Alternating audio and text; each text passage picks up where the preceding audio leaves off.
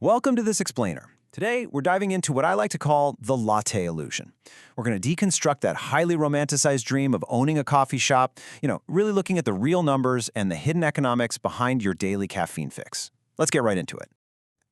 Have you ever walked into a bustling cafe, just taken in that incredible smell of roasting beans, looked at the massive line of people waiting for their morning brew and thought, man, this place must be making a fortune, right?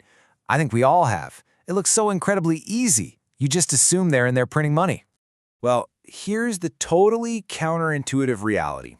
Sure, some coffee shops do generate over £1 million a year in revenue, but many of those seemingly busy, packed-to-the-brim cafes, they actually end up closing within their first few years. Yeah, that long morning line doesn't always translate into a sustainable business. Because there is just this massive divide between perception and reality. On one side, you've got the dream, right? Fresh coffee, lines out the door, easy money, and a relaxed place to hang out. But on the flip side, the gritty reality hits pretty hard. We're talking high failure rates, massive overhead, and really low-margin daily operations. It's a completely different picture when you actually look under the hood. Section 1.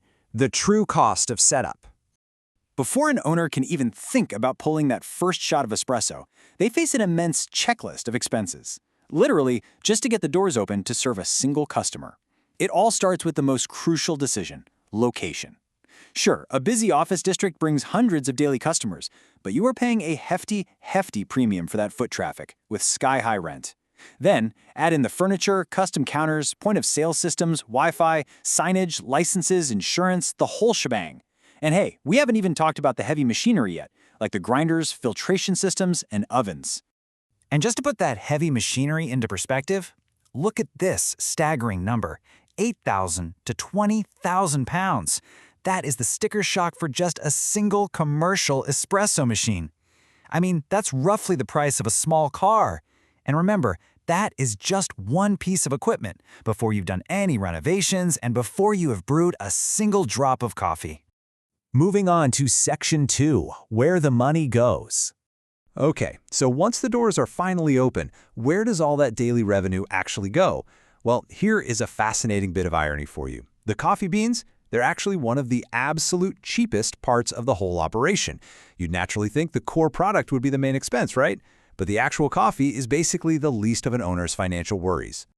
When you look at the major ongoing expenses, it's like a giant pie, and there is a massive slice taken out just for labor, usually taking up 25 to 35% of total revenue. Then you've got overhead. That's your rent, utilities, insurance, and maintenance. And finally, supplies and inventory. This slice lumps those cheap coffee beans in with the milk, the pastries, cups, lids, cleaning supplies, and, this is a big one, waste. Simply paying the staff and keeping the lights on takes a huge bite out of the pie.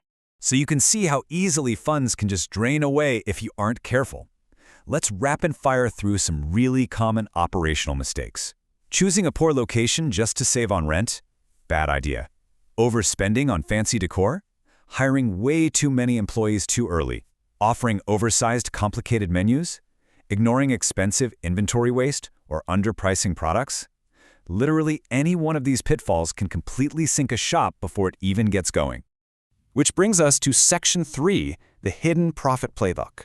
To understand how the best owners actually survive and squeeze out a profit, we kind of have to redefine the entire business. A successful cafe is really a highly engineered system. They aren't just selling coffee, they're selling convenience, atmosphere, routine, and a lifestyle. They are designed from the ground up to sell a daily habit. And here is the absolute secret sauce of those daily operations. Step 1. Upsell food and larger drinks. A latte plus a pastry is far more profitable than a latte alone, which, by the way, is exactly why those super profitable, mouth-watering pastries are strategically placed right next to the register.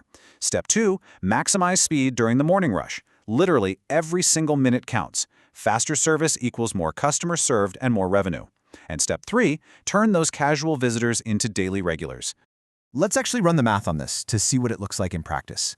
Imagine 250 daily customers spending an average of £8 each.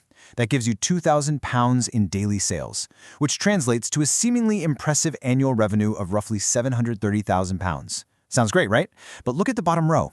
After rent, wages, utilities, taxes, and all those overheads we just talked about, independent cafes are left with a surprisingly tight net profit margin of just 8 to 15%.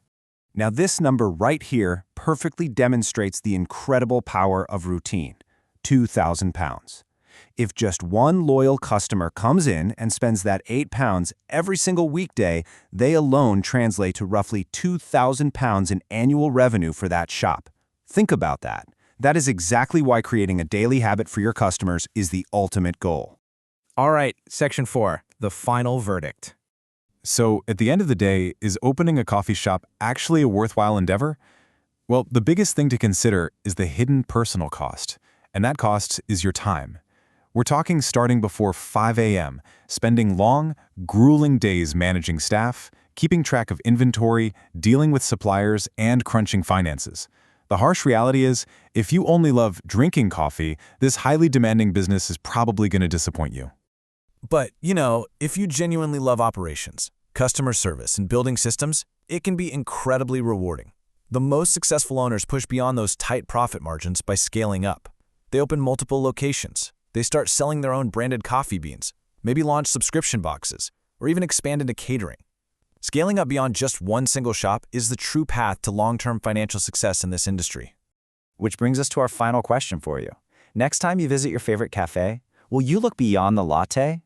Hopefully, this explainer has shown you that every customer, every pastry, and every carefully designed detail in that room is part of a quiet, complex economic machine.